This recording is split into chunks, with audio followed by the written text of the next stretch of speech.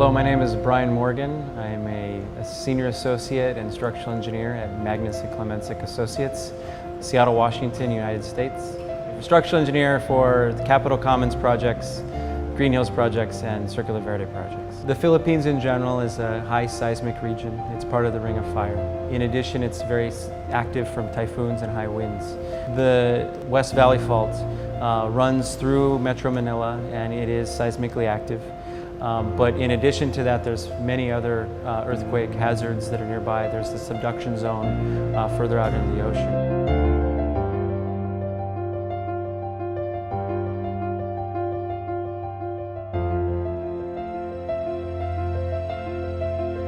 The goal of any design, high-rise or otherwise, is to provide a safe, habitable building that can resist these natural forces upon a structure. So we have engaged some of the world's best consultants to help us determine the seismic hazard at all of these sites. When we design for a building that's close to a fault, we're actually not designing just for a particular earthquake that might occur on that particular fault. We're also including faults that are 200 kilometers away that might be able to produce a larger earthquake, for example. So all of these faults go into very advanced computer modeling and prediction and develop a seismic hazard specific for that site.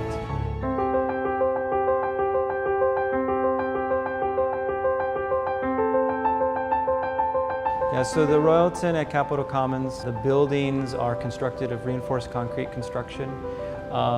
The lateral system of the building is a central ductile concrete core, the spine of the building, and extends all the way down to a reinforced concrete mat foundation that is socketed into the rock. As the earthquake were to come to the site and move, you would anticipate this building would sway and move and deform, absorb that energy. And the ultimate goal is we do not want these buildings to be collapsing under these earthquakes. We want them to be able to resist these earthquakes in a predictable manner and maintain stability for the residents inside.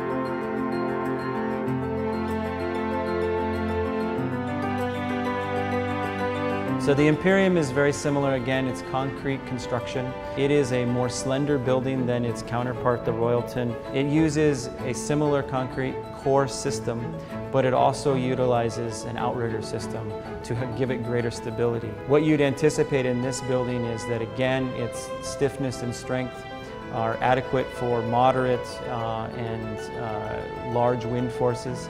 Under a very large earthquake, you would anticipate that the building would react and rock and absorb that energy through yielding of the buckling restraint braces. So these elements are meant to yield and meant to absorb the energy of the earthquake and limit the damage under a large earthquake.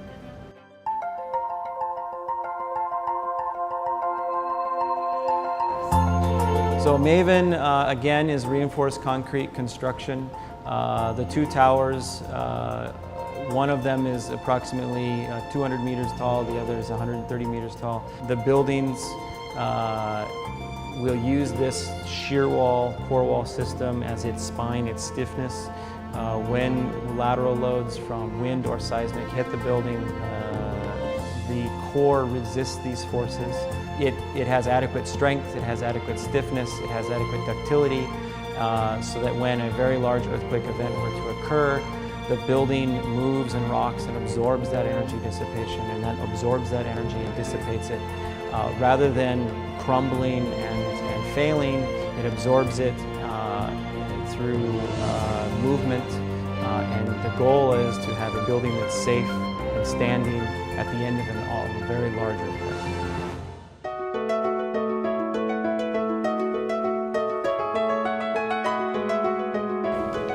So the Viridian at Greenhills is a tall high-rise building. It's constructed of reinforced concrete construction. The lateral force-resisting system is a central concrete core that houses the central services of the building, the elevators and the stairs. It's the spine of the building.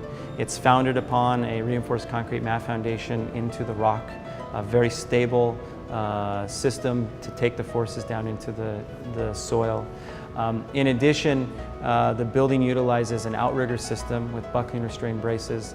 The intent of that is to provide greater stiffness and stability of the building, a greater stance.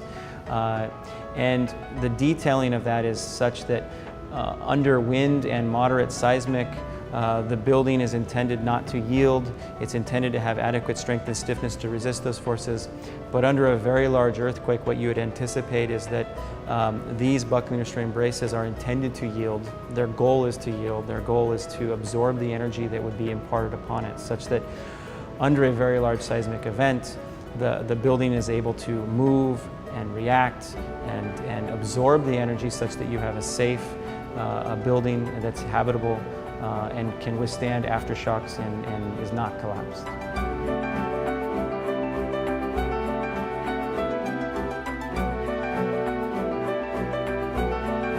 So Avila at Circulo Verde is a reinforced concrete structure. It's 2 towers that are interconnected. They're not intended to be standalone buildings. They're intended to work with each other. They're connected at the 28th and 30th floors such that under lateral loads, the 2 buildings will act as one. They will share the load and they will resist the forces. So under wind and seismic load, the building, you would anticipate it that it will react and move and sway under those demands. The goal of which is to have a safe, habitable structure after an earthquake event.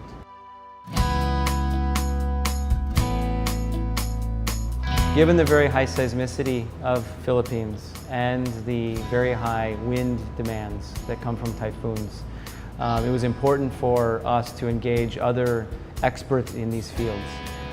So we reached out to an international consultant, Rollo, to help us with the geotechnical aspects of all of the sites. It was important to help us define the seismic hazards specific to each site such that we could design the building uniquely for that site and appropriately for that site. In addition, we engaged a wind tunnel consultant, RWVI, out of Canada, to help us find the wind loading specific to each site. Not only specific to each site, but specific to how the buildings will interact with each other. A building standing alone behaves differently than a building amongst a forest of other buildings. And so with these consultants, other international consultants on our side, as the structural engineer, we were able to get very specific and unique demands and loads for each site, both from a seismic and wind perspective, and design the building safely to meet those demands.